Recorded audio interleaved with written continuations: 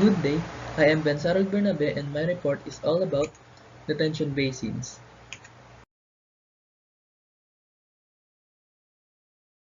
Detention basins are surface storage basins or facilities that provide flow control through attenuation of surface runoff. So kung may malakas na ulan, syempre tataas yung volume ng tubig. At sometimes, di kayang i-cater ng drainage system yung surface runoff. So doon pumapasok yung mga temporary solution natin para mabawasan yung mga volume ng tubig lalo na sa mga kabahayan. Ang detention basin ay yung mga lower level lands. Para po siyang dried pond, tapos may kanal na nanagagid ng tubig papunta sa mga detention basins for inflow. And eventually, habang nagtatagal, nasisip-sip na ng lupa yung tubig o di kaya naman ay nag-evaporate over time. From the word itself po, para po siyang basin where the waters are being detained.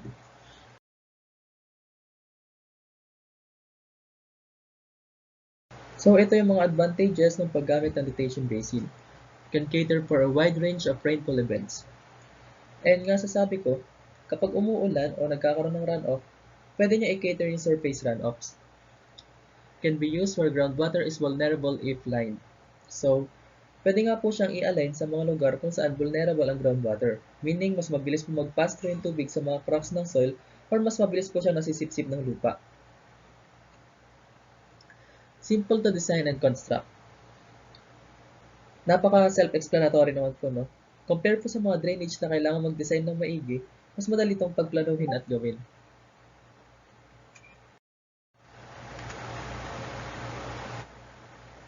Potential for dual land use. Dual land use. So, for example po, pwede natin gamitin yung detention basin as basin kapag umuulan and pwede pa gamitin yung place kapag completely dry na siya. Easy to maintain. Safe and visible capture of accidental spillages. Dahil nga di siya normally gumagamit ng hose para i-guide yung tubig, mas madaling makita kung may spillages by detention basin.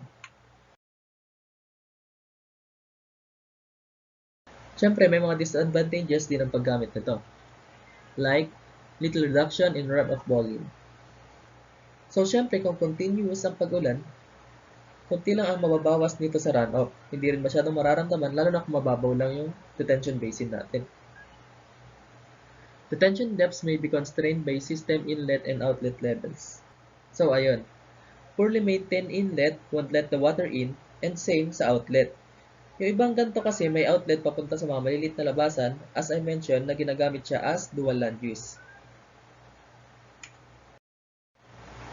Yung effectiveness ng detention basins ay nalalaman based sa mga sumusunod. Quantity. Basins can be designed to control flow rates by storing floodwater and releasing it slowly once the risk of flooding has passed. Well, ang ibig sabihin lang naman nito ay yung dami ng volume na kaya ma-store sa detention basin. Siyempre, kung masyadong maliit naman yung detention basin at konti na yung quantity na kaya niyang i-handle, so hindi rin siya masyadong effective.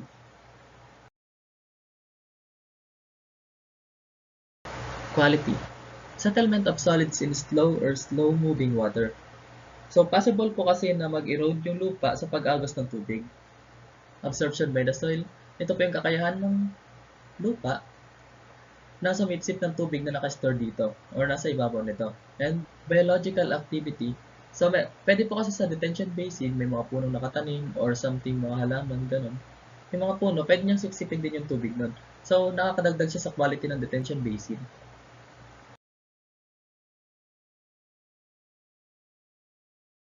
Amenity. Basins offer many opportunities for the landscape designer. Basins should not be built on, but can be used for sports and recreation. Basins can be part of public open space. So, pwede naman lagyan ng design or landscape yung mga detention basins, given na maganda pa rin siya tingnan kahit walang tubig. Para di siya plain tingnan and pwede pa maging hangout place.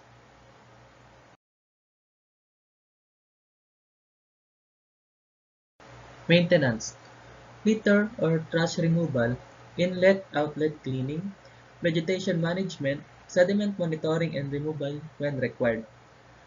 Ayon nga sa nasabi ko natin kanina, madali lang ma-maintain ang mga detention basins gaya ng pagtanggal ng mga basura na maaaring nasama sa tubig, paglilinis ng mga kanal, paggamas or anything about vegetation, at syempre, may circumstances kasi na pwedeng may kasamang banlik yung tubig pag napunta sa basin dahil nga galing ito sa runoff.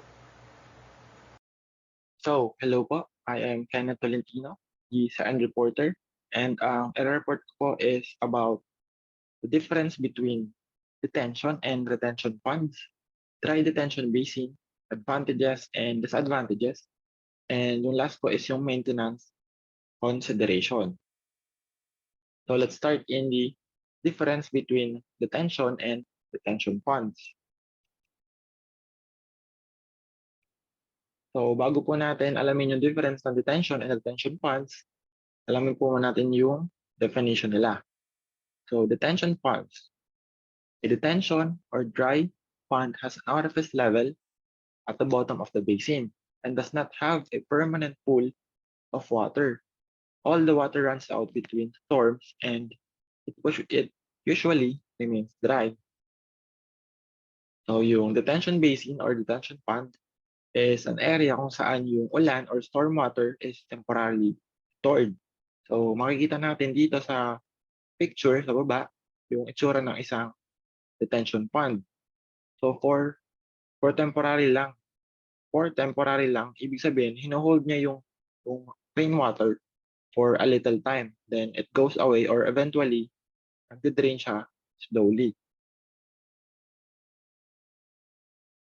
Next is retention ponds. A retention basin or pond has a riser and orifice at a higher point and therefore retains a permanent pool of water. A retention pond looks like a regular pond but plays an important role in controlling stormwater runoff. So yung retention pond naman is a basin na nag-hold din ng stormwater and it holds indefinitely. Ibig sabihin, yung rainwater na naiipon doon ay hindi nawawala. Sabi nga sa definition, um, retains a permanent pool of water. Then makikita natin sa picture yung itsura ng isang retention pond.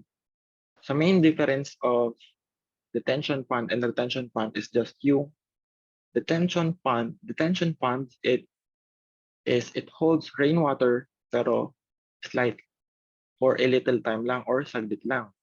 Tapos nawawala din siya. Yung retention pond naman is nag-hold siya ng rainwater permanently. So hindi nawawala yung tubig na naipon niya.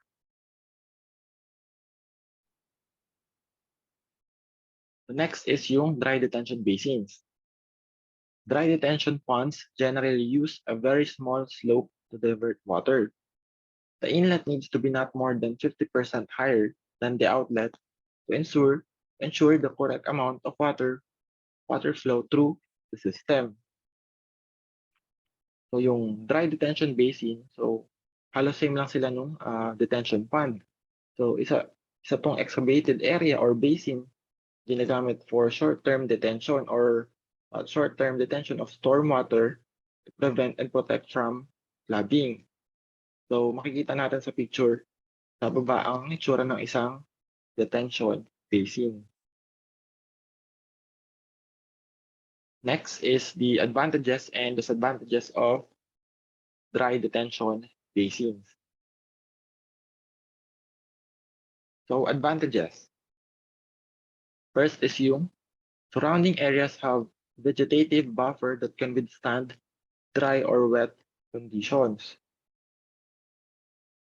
So sa paligid ng basin is merong vegetative buffer. So parang sinasabi lang na pinaprevent niya yung mga incompatible na pwedeng mangyari sa mga pananim sa paligid ng basin. Next is yung may cost less to implement than a wet retention pond because the size is generally smaller. So yun nga, mas maliit yung detention basin kumpara sa retention basin. So mas less yung gastos sa pag-implement nito. Next is the disadvantages. Requires a large amount of space. So yung mga basins talaga is kakailanganin siya ng malaking space or area. Does not improve water quality. Kumpara sa retention basin or pond, kaya niyang yung retention pond kaya niyang mag-remove ng pollutants from storm water. Can become can become a mosquito breeding ground. Next is, can detract from property value whereas retention ponds may add value. So ayun nga, kasi nga yung property kapag malapit sa detention basin, where detention basin is pwedeng maging mosquito breeding ground at saka pwedeng maging smelly o mangamoy kapag hindi nalinisan. Next is the maintenance consideration. So ito yung mga bagay na dapat natin i-consider either of the basins para ma-ensure yung ponds and basins are functioning properly. So maintenance consideration, first is identifying and repairing areas of erosion. So few times a year and after major storm, a few times a year and after major storms, dapat chine-check yung paligid ng ponds or ng basins. Next is yung removing sediment and debris. So to ensure proper function ng basin, dapat laging clear sa debris at sediment yung pipe at yung paligid ng basin. Last is yung maintaining vegetation. So dapat yung mga grasses or damo na malalaki na dapat sa paligid ng basin, dapat yun ay tinatabas weekly or few times a year. So yun lang po ang aming report. And thank you.